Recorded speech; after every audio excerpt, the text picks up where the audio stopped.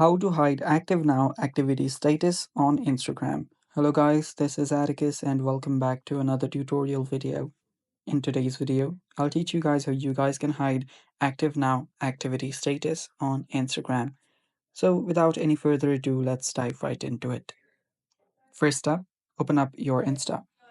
After you open up your Insta, this is the activity status that I'm talking about. Here you can see the activity status that says active now. And if you can see this activity status, that means that your activity status is turned on as well. So if you want to turn that off, head over to the bottom right corner on your profile, then tap on the three lines on the top right, then simply scroll down. There you'll find messages and story replies.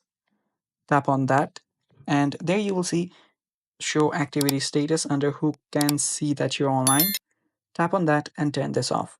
And that is how you can hide active now activity status on Instagram. And that's all for today's video.